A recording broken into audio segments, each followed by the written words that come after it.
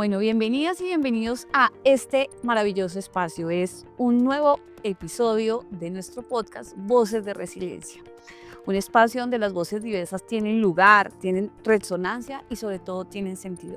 Hoy tenemos el honor, además me enorgullece gratamente poder estar con un gran amigo de hace mucho tiempo, que es una persona valiente, sensible, profundamente inspiradora, Diego Giral.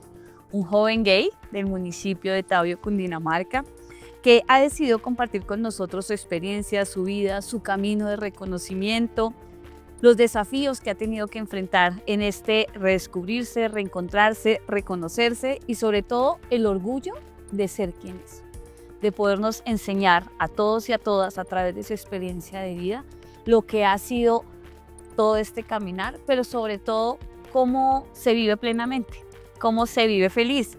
Su historia no solamente nos refleja lo personal, nos refleja lo colectivo, hablar también de lo que aún necesitamos cambiar como sociedad. Creo que eso es súper importante, un poderoso mensaje, y cómo las personas podemos ser, deberíamos permitirnos ser quien ser sin importar nuestra orientación sexual, nuestro origen y muchas cosas que a veces nos llenan de prejuicios y no nos permiten desarrollarnos plenamente.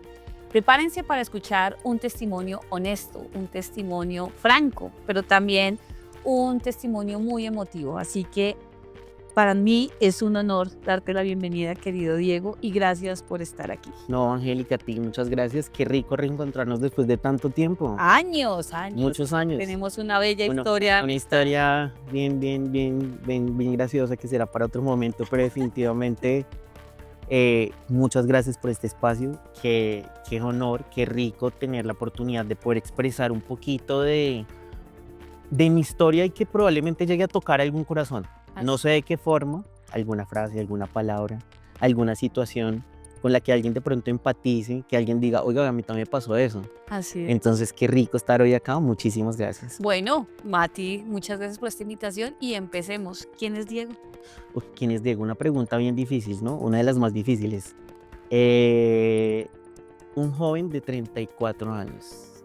Mentiras, ya soy adulto, según las escalas ya estoy en el lugar de ser adulto. Todos queremos seguir siendo jóvenes. Pero pues tengo un espíritu joven, me siento que soy resiliente, empático, tengo unos valores muy claros, también unos no negociables y definitivamente como una persona muy tranquila, me siento muy pleno, ¿sabes? Gracias a Dios he sido en este momento me siento muy bendecido. ¿Cómo inicia la construcción de la identidad de Diego desde su infancia y cómo te ayuda a descubrirte también en lo que hoy eres? Bueno, digamos que devolvernos a hace 34 años, pues imagínense, 3 décadas. Así va pasando. Donde definitivamente la sociedad influye mucho, ¿sabes? La sociedad, las costumbres influyen tanto en el desarrollo de una persona que nuestra crianza fue totalmente distinta. O sea, yo no puedo venir a decirle ahora a la gente, ¿y tú cómo te sientes? No, pues ahora hay un abanico de oportunidades. En ese entonces vengo de una familia tradicional, ¿sí? Con unos sesgamientos hacia ciertos tipos de temas, pero realmente donde los entiendo, ¿sabes? Cómo me criaron y les agradezco muchísimo. ¿Y en qué momento empiezas a descubrir tu identidad? O sea, ¿en qué momento de tu vida, claro, criado en una familia tradicional, con una formación tradicional y además, antes estábamos hablando en el previo de iniciar y no es lo mismo construirse en una ciudad que en un municipio. Nuestros municipios en Cundinamarca pues son familias muy conservadoras, muy tradicionales, muy arraigadas culturalmente en muchos temas. Entonces, en ese paso de criarse y educarse en un municipio pequeño con todas estas tradiciones, empezar a descubrir tu identidad. ¿Cómo es ese tránsito? ¿Qué te hizo darte cuenta además que también ser diferente era valioso? Pues definitivamente ahí viene como una frase que uno empieza a cuestionarse desde muy pequeñito, porque a ti te enseñan y te crían, ¿sí? Y desde el colegio, la religión, tu familia, los más cercanos, debes comportarte así, debes hacer esto. Esto no lo hacen los niños, no te tiene por qué gustar esto. Este color no lo usan los niños. Yo crecí así. Claro. Sí, el rosado no es un color para los niños. No llore. No hay que llorar. Sea fuerte. Educación física es para los niños. Sí, claro. O sea, tienes que jugar fútbol, cosas de de contacto. contacto fuerte. Y ahí empieza esa infancia un poco dura porque empiezo como a pensar en qué está bien y qué está mal. Como eso está mal, pero me gusta. O sea, ¿qué está pasando ahí? Y O al- sea, es un enredo en la cabeza cuando tú estás un niño y lo que tú tocas es muy lindo y es muy cierto y es, no es lo mismo estar en la ciudad. Cuando tú en un pueblo te encuentras y te cría la comunidad. todo el mundo bien. sabe, este es el hijo de... La profesora es mi vecina, la señora de la tienda es de la esquina, vecina, ¿sí? Entonces estás influenciado por una comunidad y no solamente cuando hablo de comunidad, es cuando todo el pueblo te figura y empieza a generar como ciertos sesgos sobre eso está bien, esto está mal, no debes hacer esto, no debes hacer. Y obviamente también entiendo un poquito a mi familia porque yo creo que no debe ser fácil. Ese cuento de que tú tienes que ser abierto y tú entender a tus hijos cómo son y así son y hay que defenderlos, no, eso no sucede. Y además siento que no nos preparan, es decir, precisamente tenemos unas construcciones culturales entre hombre, mujer, la familia, formato de familia tradicional, que hace un padre cuando se da cuenta que su hijo no está en ese formato tradicional, o su hija, que le pueden gustar las mujeres, que le pueden gustar los hombres, que le pueden gustar los dos. Uno Que no le como, puede gustar a nadie, o que ahora, no le gusta también. que ahora es mejor Claro, dicho, entonces nos ponemos a veces en nuestro rol de, pero soy yo así, es mi identidad, es lo que yo siento, pero también siento un poco que nuestros padres hacen con nosotros lo que pueden con las herramientas que tienen, sin que nadie les hubiera dado una orientación de, oye, no, precisamente no puede ser, no siempre o no necesariamente puede ser hombre y mujer, sino que pueden haber gustos también. Y cómo lo asumen, cómo lo crían. Entonces de pronto ahí siento que los papás enfrentan también un propio conflicto para cómo lo hago, cómo lo educo, cómo lo acompaño. Hemos visto, de hecho, ahora hay un proyecto de ley que busca acabar con las terapias de reconversión, con cosas que piensan los papás, es la forma de reeducar, de reenfocar la orientación que tienen nuestros hijos. Y pues no necesariamente, eso no se educa, eso no se cambia, esto se asume. sí, es que es muy difícil, pero lo que tú dices es totalmente cierto. Yo de los nietos soy como el número 36 y el favorito de mis abuelos y yo como les enseño a dos señores de campo. Que te gustan los Eso- hombres. No, y que ni siquiera lo sabía, ¿sabes? Porque eso es como uno de los ¿Cómo paradigmas lo más. vas Tú bien descubriendo? sabes que yo soy así. No, tú no sabes. Tú simplemente lo único que sientes es que tus gustos son diferentes. En marica somos seres humanos y soy exactamente igual que el otro. Solamente que hay ciertas cosas que no me gustan y hay otras que sí me gustan. Y ahí viene como esa infancia, pero en medio de todo no fue como reprimido, pues ahí. Traumática. No, porque lo que te digo, también entiendo a mis papás. Pues si yo sentía señalamiento, pues imagínense mis papás. Ellos qué esperan. O sea, yo la verdad ahí me pongo en las dos partes. Siento que ahorita en esta edad en la que estoy, entiendo perfectamente las dos partes. Tú no puedes juzgar a tus papás porque no entienden. Porque es que lo que tú decías es muy valioso. Son las herramientas que ellos les dieron. A ellos les enseñaron eso desde pequeñitos y en el colegio.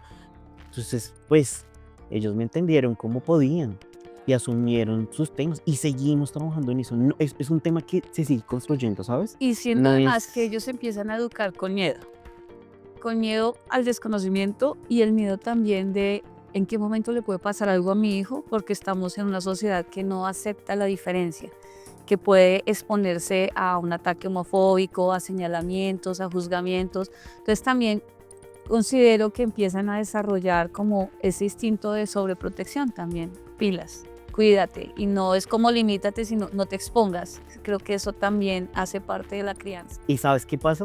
Pasa algo muy chistoso y es que las redes sociales, bueno, en ese entonces no eran tan... Muy social, estamos bien. Estaban hasta ahora, esa leyenda. Nosotros crecimos con el celular.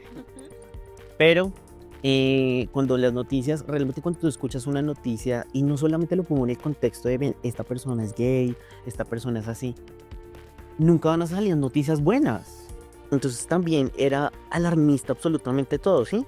Cantante gay Freddie Mercury, estaba hablando de mucho más atrás.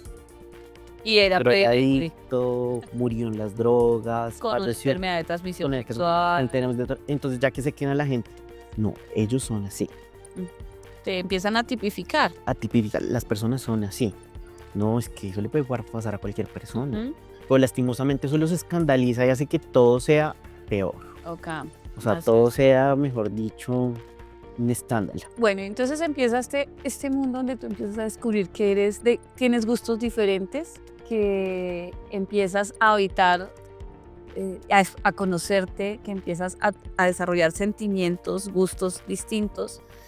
Y en algún momento se te vuelve un conflicto, o sea, esto llega a impactar tu salud mental de sentirte distinto, no sé, en el colegio o en el trabajo, en la universidad, sentías señalamientos, juzgamientos. ¿En qué punto tu salud mental empieza a generarte un conflicto? En algún momento, por decir, soy diferente. Me estás devolviendo la película, ¿no? Eso es lo lindo. Cuando me están devolviendo la película, ojalá este mensaje llegue a muchos papás. En serio, el colegio es muy duro, muy duro. Es hostil. Los niños somos, porque también uno lo es. Nosotros somos hostiles, somos duros, fuertes, terribles y nos encanta el bullying. Sí, es cierto. Ahorita se llama bullying, en ese entonces era la montada, el Sí, eso duro, el cacho. ahora se ha descubierto que Sí, ya lo tiene nombre. ya lo tipificamos, ¿no? tipificado. Pero en realidad es muy jodido. Porque como no nos le enseñan nada en el colegio, pues desde casa las pocas herramientas. Ahora pasamos al colegio y ese tema no se toca. Y la educación sexual, lo más básico, lo hablamos ahorita antes. No, ni para los hombres ni para las Ni mujeres. para nadie, ni para ellos mismos. Los profesores les da miedo hablar. Mucho Son tabú. profesores de educación sexual y les da miedo. Yo voy a aprovechar ahí a meter un poco la cucharada y recuerdo que cuando yo estaba en mi época de colegio empezó a implementarse por ley la posibilidad de tener acceso a educación sexual. Y eso era en un municipio, digamos, como Cajicá, que en ese momento eran de 10.000 o 15.000 habitantes. Eso fue un tabú. O sea, realmente los papás se movilizaron a decir, ¿cómo es posible que les vayan a hablar de eso a nuestros hijos? A los niños. A los niños, a las niñas. Eso es incentivarles, estimularlos. O sea, la cultura era muy diferente. Y recuerdo que también muchas mujeres, yo fui mamá a los 16 años, empezamos muchas adolescentes a quedar embarazadas. Y yo creo hoy que fue porque nunca tuvimos una orientación, nadie nos habló de los métodos de planificación, nadie nos hablaba de la responsabilidad de las relaciones sexuales, de cuidarnos, de Decir muchas no, cosas. decir no. Y entonces uno empieza, bueno, ¿hasta qué punto la creencia de cómo les vamos a hablar de estos temas prohibidos a los hijos? Ni siquiera te hablan de cosas tan normales como que las mujeres tienen menstruación, que se desarrollan, todas esas son cosas demasiado tabús. Cómo la creencia empieza a deshabilitar educación que se necesita, ese tipo de poder tener acceso a información y a educación sexual, orientación, acompañamiento profesional, tantas cosas. Y en nuestros municipios sí que lo vivimos. Muy marcado, muy fuerte, porque no había tanto acceso a la información. De acuerdo. Y imagínate un adolescente, y es tu caso, y también el mío, cuando nos dicen debe cuidarse y debe protegerse, y nadie te explica nada. No, pues es decir, eso a la abuelita, voy a ir a comprar un condón.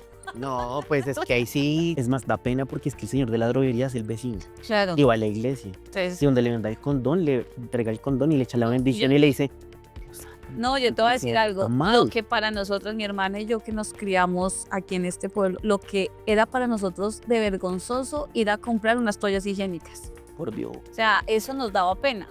era terrible. Nos daba Ahora, pena porque era como algo demasiado íntimo y como no se hablaba de eso, pues como que uno... Y allá lo que hacían era como envolverlo en una bolsa de papel para que De nadie se papel. diera cuenta que estábamos cargando unas toallas higiénicas. Pues imagínate que es llegar a pedir unos condones, unas pastillas anticonceptivas. Eso, muy todo duro. un desafío. Pero serio? quedémonos en la época del colegio. Tú dices, eso fue hostil, fue difícil, fue duro. Pero ¿qué herramientas internas desarrollaste en ese momento para seguir avanzando en tu decisión? Bueno, existen dos caminos muy, muy duros, y es o te vuelves el chico señalado y de la esquina, donde tengo compañeros que le sucedió, no solamente por su condición, por lo que sea, y te quedas en el rincón de salón, Se o reprimen. acabas ese tigre que llevas dentro. O sea, nada, era tú contra el mundo y decir, a mí no me la montan, O sea, empiezas. yo soy así, punto. ¿Cómo te ayudó a crecer esa actitud? De decir, no me voy a dejar. para mí influye mucho mi red de apoyo, que son mis amigos. Actualmente cuento con unos amigos que todavía son los del colegio y Lindo. todavía somos el parche y los quiero, un saludo muy especial a ellos. Y digo, se volvieron mi pilar en decir, no, yo soy así y suerte. O sea, usted a mí no me tiene por qué señalar, usted no me tiene por qué decir que eso está mal, usted no me tiene por qué cuestionar. Y se descubren dos amigas mías también y dicen, a mí me gustan las chicas, O sea, venga, armemos como. venga, vemos cómo. Claro. Pero nunca nos dijimos, ¿sabes? ¿Sabes qué fue lo curioso? Como teníamos ese tabú y nunca nos enseñaron, nosotros hasta después, cuando estuvimos en la universidad, pudimos hablar del tema. O sea, ellas sabían cómo era yo sabía cómo eran ellas, pero nunca fuimos capaces de decirnos, oye, ¿por qué? Por la falta de información. Diego, ¿cómo fue contarle a tus papás, a tu familia? O sea, ya te... Mi mamá no quiere ver esto. Pero tu mamá amorosa lo va a entender. Y No, no, ella es increíble. Mi pilar más grande. Realmente a mí mi abuelita me ayuda a criar, ¿sí? Ok. También pasó como a ti, Pues nos nuestros criaron los solitos, papás los papás trabajan. trabajaban. Hay que sacar los chinos adelante. Y digamos que ellos siempre lo saben, ¿sabes? O sea, ella siempre me dijo, yo siempre lo supe. Pero pues también para ella fue un proceso muy difícil. O sea, tú te le dices, bueno, necesito hablar con ustedes. ¿Cómo No, ella me descubre, qué oso, porque yo ya tengo una pareja y es el típico, pues eso pasa, mire, a uno le preguntan en la casa, ¿y la novia? Todos los días, no, no No tengo. Aparece mi abuelita aguerrida diciendo, es que él no necesita novia. Claro, toda defensora, ¿Para qué? amorosa. Para que quede embarazada con ustedes, a mis otros primos y yo, gracias abuela. O sea, Pero por dentro viene mi mamá y dice, fue pucha más duro, porque las abuelitas son alcahuetas. sí, ahora que Pero soy la abuela, mamá es confirmo. como, fue pucha también, qué duro también, porque no te va a dar nietos, ni vas a tener la boda de tus sueños. La sientas y le dices, bueno, mamá. O no, más bien dijo, venga, mi hijo, que lo descubrí. Entera, pasa eso, empezamos a vivir el proceso, ¿Cómo a reacciona? ella les da duro, también necesitas ayuda psicológica y también entiendo que pues era su método, estás bien, no sé qué, y no toca tanto el tema porque entiendo que no es tan fácil, ¿sabes? O sea, ahorita la fecha no es fácil, ya podemos hablar abiertamente de algunas cosas, pero yo también la entiendo y Cuesta. digo, es que, ¿sabes qué pasa? Que siento que ni siquiera se trata de, porque yo soy así, cualquier persona. No, son temas que no se Son hablan. temas hay que no se confianza. hablan y no hay confianza. Mi mamá es como mi mejor amiga, pero esos temas, digamos que los tocamos como cualquier persona. Uno no toca todos los temas con cualquier persona. ¿Eso afianzó más la relación con tu mamá? Claro, porque ya no había miedo, ya no tenía que... ¿O sentiste Que- como a partir de eso mi mamá y mi papá se alejaron? No, para nada. Porque también pasa, digamos, tu historia es admirable y también es admirable el rol de tu familia en entenderte y apoyarte. Pero muchas de las situaciones de las personas que asumen una homosexualidad, la familia a veces lo que hace es alejarles, No, y hubo, apartarlos. y tengo que hacer el paréntesis porque hubo ese rechazo, hubo ese estás mal. Hablemos un poquito Hubo ese estás mal, te tienes que alejar.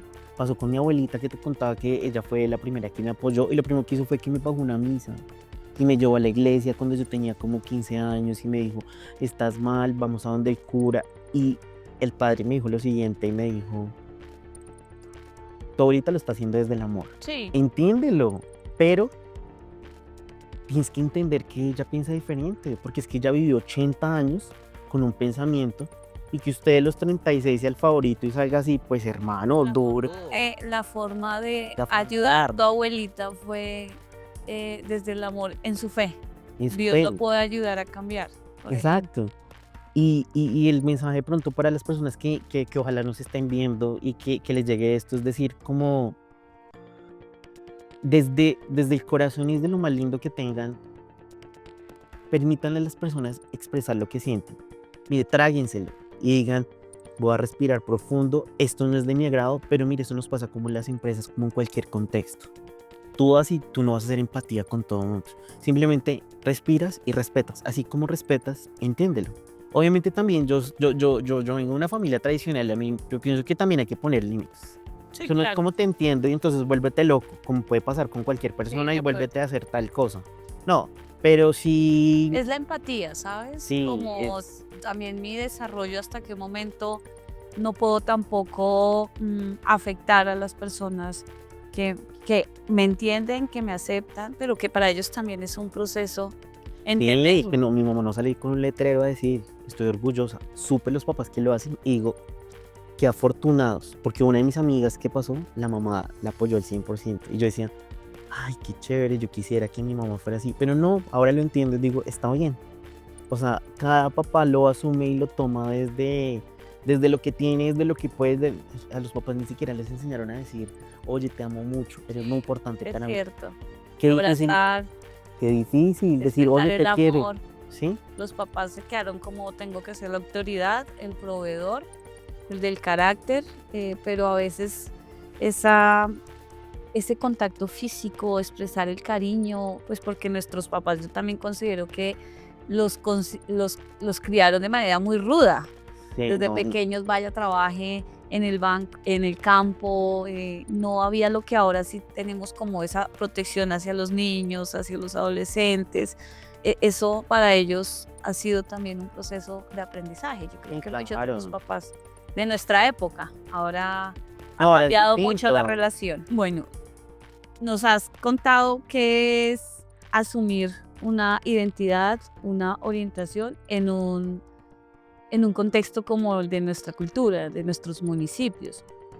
Nos has contado de los desafíos que has tenido que asumir desde tu familia, desde el colegio, desde lo laboral, pero a mí me gustaría, Diego, que le contáramos a la gente que nos está escuchando todos estos desafíos que has tenido que enfrentar, qué has aprendido de ti caminando o atravesando este camino. Uf, que he aprendido muchísimas cosas. Yo creo que es una trayectoria de enseñanzas grandísimas donde uno se tiene que reinventar todo el tiempo, ¿sabes?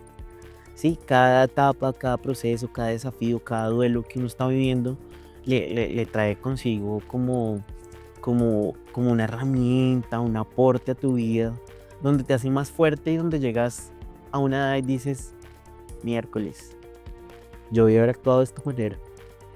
¿Y qué fortalezas has desarrollado? Que te Forta- digas yo, No, la resiliencia definitivamente es una de las más fuertes y la empatía. Yo siento que son dos herramientas que, bueno, nada, uno no se puede quedar, me lo dice mi psicólogo también, ¿no? Uno no se puede quedar estancado. Y la empatía, si tú no eres empático, no estás en nada. ¿cómo es la relación con tu familia actualmente? Ya después de atravesar que te descubrieron, que lo aceptaron y ahora hubo en su momento como un alejamiento de cierta parte de la familia. ¿Cómo es tu relación actualmente hoy con ellos? Es 20-10. Definitivamente ahorita mis papás son mi pilar. Creo que son lo más importante que es mi vida, ¿sabes? Es absolutamente como uno con el tiempo empieza a valorar como ese esfuerzo y esa dedicación que ellos dieron, ¿sí? Como sacrificaron tanto para hacer lo que yo hoy, lo que tengo, lo que soy actualmente. Nos contaste cómo se enteró tu mamá, pero no me contaste o no nos contaste cuál fue la reacción de tu papá. Creo que en los hombres es un poco más difícil por precisamente ese prototipo del masculino, del fuerte, del macho pecho peludo, como lo digo yo.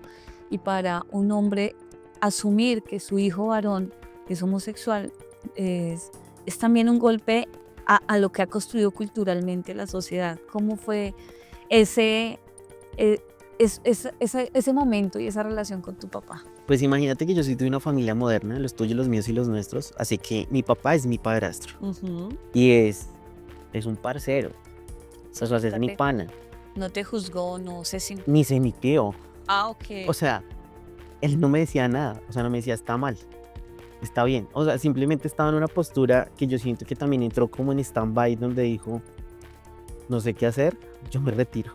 O sea, Sí, sí. por lo que tú dices, no, nunca lo educaron, imagínate expresar un sentimiento, pues mi mamá Pero, y fue el canal. a pesar de que se mantiene al margen tu padrastro de esto, pero ¿cómo fue tu relación con él? ¿Siempre cambió?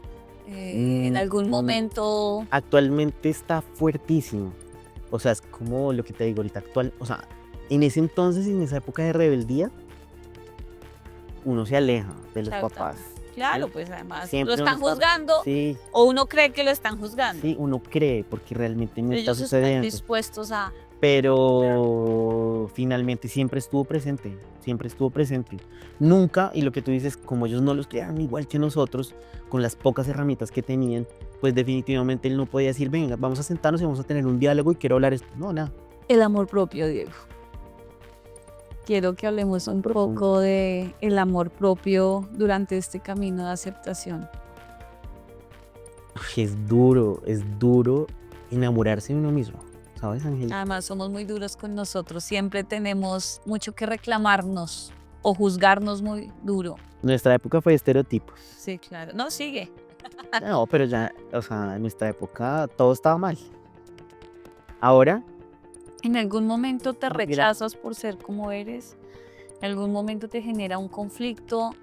¿Te cuestionas? yo creo que a todo, a la gran mayoría nos pasa, y es que decimos, yo quiero ser normal, cuando uno desconoce un poquito de todo. Y en algún momento tú dices, yo no quiero ser así, yo quiero ser normal. ¿Por qué no fui normal? Porque no tengo una familia tradicional, porque no me gustan las niñas, porque no me voy a casar, porque no quiero tener hijos, Claro. ¿sí? Y cuando hablo del amor propio es cuando ya empiezo a entender que este soy yo y esto es lo que hay. Y usted se enamora de lo que hay. Y si usted no está convencido de quién es y lo que es, nadie lo va a entender a uno ni nadie lo va a querer a uno. Sí, a eso yo, no puede haber amor más grande que el propio, ¿no? Total. Eso, y si no estoy para mí, entonces ¿para quién estoy? Pero suena fácil en una frase. No, eso suena divino y está lindo decirlo, y acá todos vueltos nada con todo lo que Desarrollarlo con todas procesos. nuestras sombras, nuestras luces, con nuestros errores. Lo entiendo. Bueno, Diego, ¿qué le dirías a ese niño del municipio de Injanotaviuno? Porque tienes arraigo en ambas. Y mi cliente, medidas. mi cliente. Si todas las volvieras, veces. si volvieras a ser niño, ¿qué te dirías hoy, 3 décadas después? El mensaje para Diego de hace 3 décadas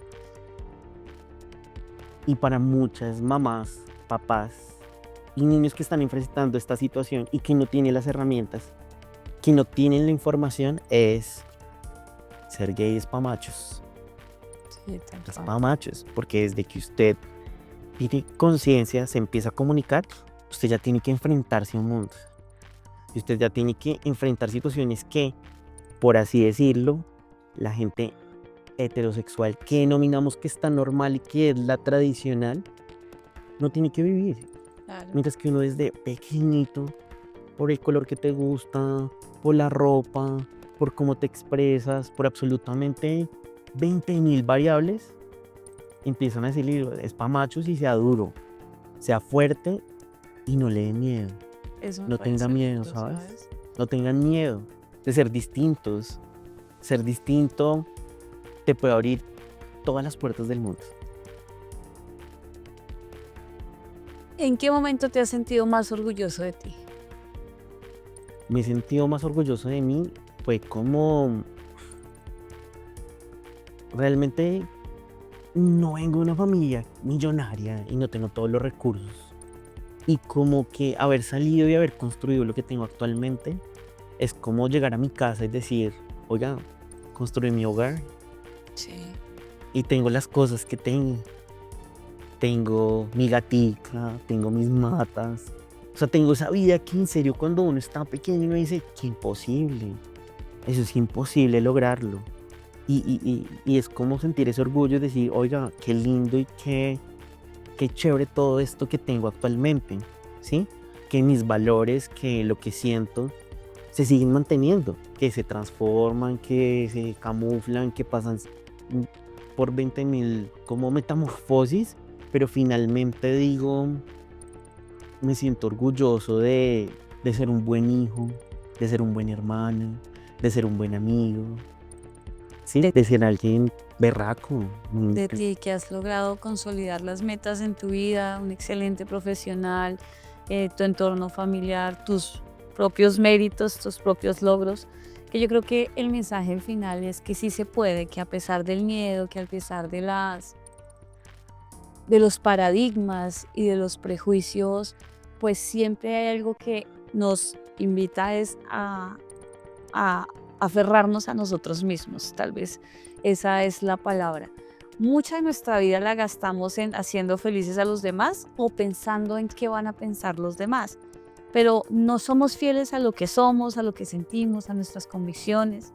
Pero qué importante testimonio el que nos estás dando hoy. Y yo quisiera como cerrar con esta pregunta, Diego, agradeciéndote por este diálogo franco, fraterno, humano, cercano. Sé que las personas que nos ven, muchos están transitando ese camino que tú tuviste que transitar, aceptarse, asumirse, quererse, declararse lo que se es. Y algo que yo siempre he dicho es que no podemos tener ciudadanos de primera y de segunda categoría. No por No. tener cierta orientación o cierta afinidad nos tenemos que excluir de poder tener una vida libre de violencias. Tristemente hoy, así como las mujeres estamos enfrentando temas de violencia, la comunidad y la población LGTBI también. Las cifras son alarmantes.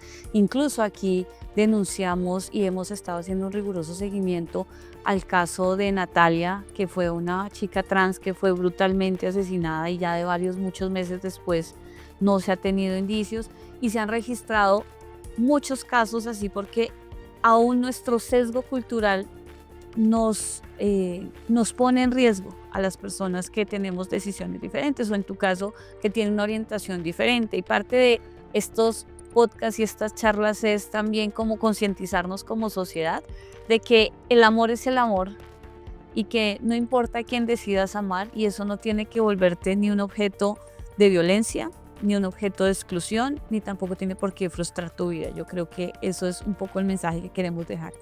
Si pudieras crear una caja de herramientas para las personas que van a empezar a transitar su camino, a enfrentar su realidad, ¿qué les podrías decir? ¿Qué herramientas podrías darles? Que usted no tiene las herramientas, no sienta que usted lo está haciendo mal, no sienta que usted es un mal papá, que usted es un mal hijo, que usted es un mal ser humano.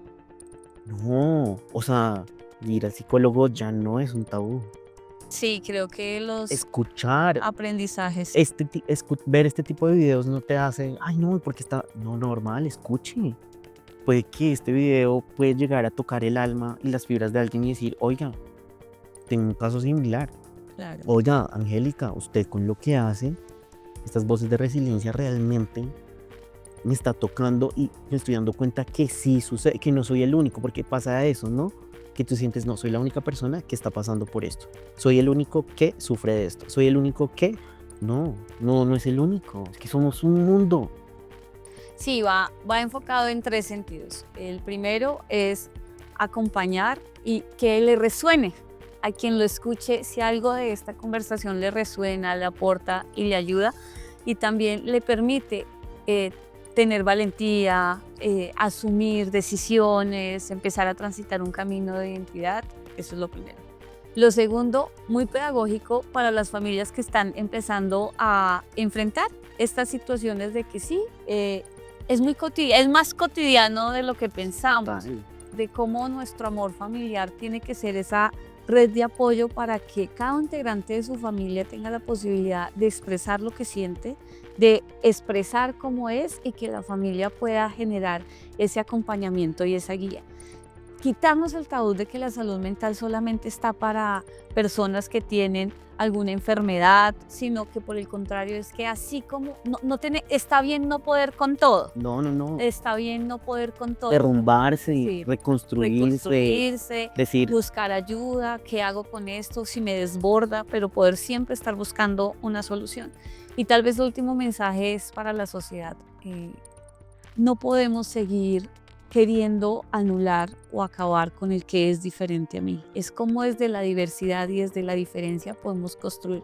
Si nos aceptamos, si nos toleramos, si escuchamos, si aprendemos y si también hay una voluntad genuina de que entre todos podamos construir una comunidad y una sociedad más amigable, seguramente la violencia se desescala, la vulnerabilidad y creemos entornos seguros para todas las personas, donde podamos amar libremente, donde podamos ser libremente y que nunca el decidir cómo somos sea un objeto de violencia. Así que muchísimas gracias, Diego. No, a ti, a gracias, ustedes, muchísimas felices. gracias. Gracias por esta invitación. Y en junio, que es el mes del orgullo, queremos con este podcast honrar a las personas que han decidido amar libremente y que las familias también se sientan orgullosas de poder generar estas conversaciones que seguramente nos dan herramientas para los que aprendemos, para los que lo viven, pero sobre todo para que juntos podamos ser mucho más comprensivos y amorosos como sociedad. Chao, nos vemos en un próximo capítulo.